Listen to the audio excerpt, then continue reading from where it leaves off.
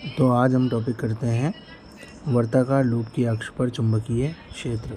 ठीक है, ये एक इम्पोर्टेंट टॉपिक है, ध्यान देना और अच्छे से इसको सोल्व करके मुझे फ़ोटोज़ भेजना।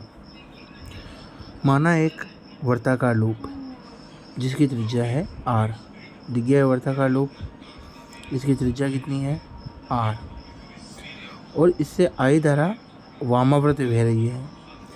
वामाव्रत का मतलब हो गया एंटी क्लॉकवाइज, यानी जिधर घड़ी घूमती है ना, घड़ी के कांटे, उसके विपरीत। कितनी धारा बह रही है I धारा। इसकी अक्ष पर केंद्र से, केंद्र O दिखा, O से x दूरी पर, कितनी दूरी पर, x दूरी पर चुंबकीय क्षेत्र ज्ञात करना है। ठीक है, ये लाइन याद करनी है सबसे पहले। अब डायग्राम देखो, एक वर्ताकार लूप बनाया, उसमें धारा बताई I, मध्य बिंदु लिया उसका O से कितनी दूरी पर, x दूरी पर, एक बिंदु ले लो P।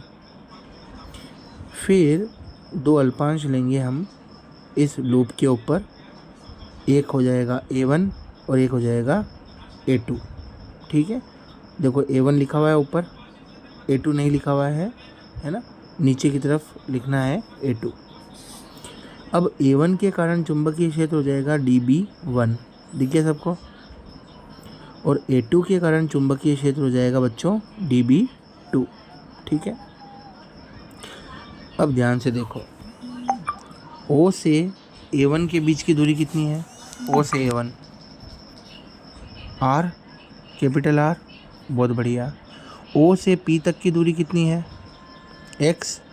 ठीक है, तो ये A1 से P तक की दूरी कितनी हो जाएगी, पाइथागोरस प्रमेय से निकालेंगे। देखो साइड में निकाली भी है, R बराबर √r² प्लस x²। ठीक है, अब मैं dB1 और dB2 जो चुंबकीय क्षेत्र है ना, जो अल्पांश के कारण आए हैं, इनके दो घटक ले लूँगा। एक तो ले लूँगा dB1 साइन फाई और एक हो जाएगा dB1 कोस फाई। ठीक है, ऐसे ही एक हो जाएगा dB2 साइन फाई और dB2 कोस फाई।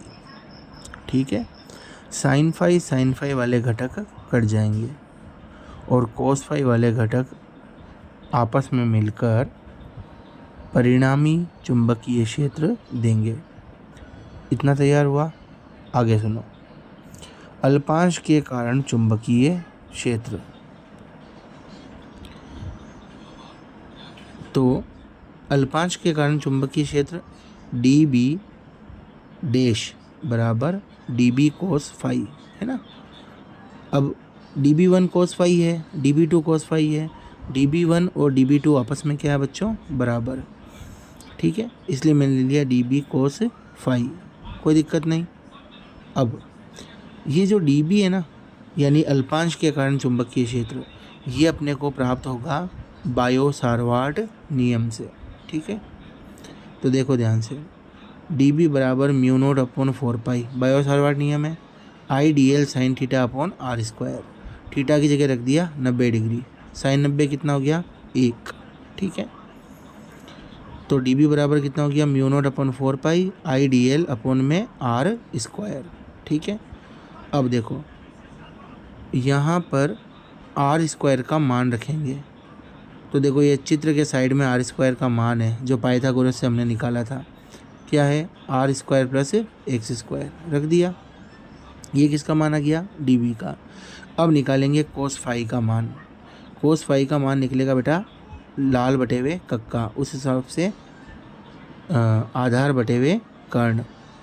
आधार कितना है r और कर्ण कितना है r² प्लस x² की घात 1/2। ठीक है, अब dB डैश देखो ध्यान से, dB डैश बराबर क्या है dB कोस फाई। dB का मान भी आ गया, कोस फाई का मान भी आ गया, दोनों के मान रख दो, रख दिया।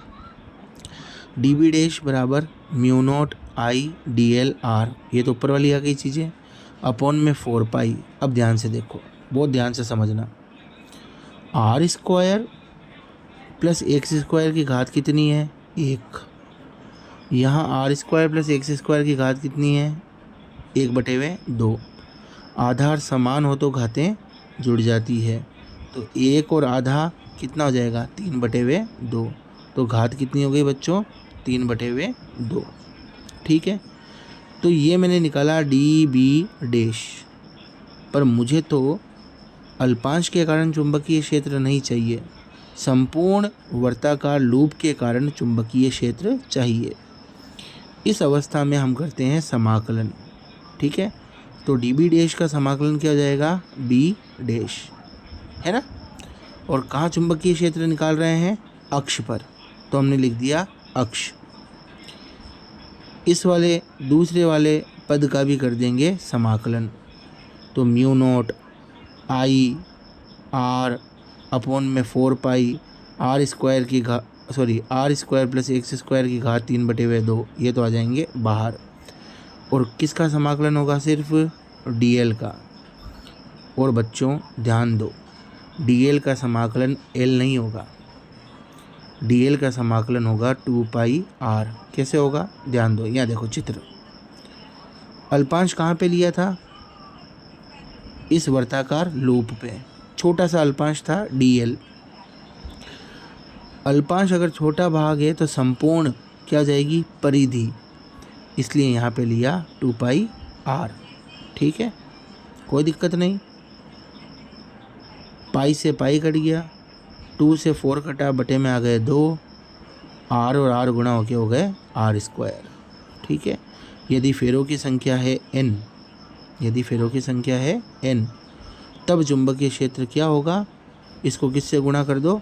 n से। ठीक है, अब देखो विशेष स्थितियाँ। पहली स्थिति में x बराबर क्या रखना है? 0। जब x बराबर 0 रखोगे तो चुंबकीय क्षेत्र आ जाएगा केंद्र पर। ठीक है, दूसरी कंडीशन में r बराबर रखना है 0। ठीक है, और तीसरी कंडीशन में x बराबर रखना है r/2। ये जो पहली कंडीशन है ये सबसे इम्पोर्टेंट है। तो अब आप मुझे कल तक यहाँ तक की डेरिवेशन कन्फर्म पक्की तैयार करके फ़ोटो खींच के भेजोगे। वेरी इंपॉर्टेंट टॉपिक है। ठीक है, इम्पोर्टेंट नहीं, वेरी इंपॉर्टेंट।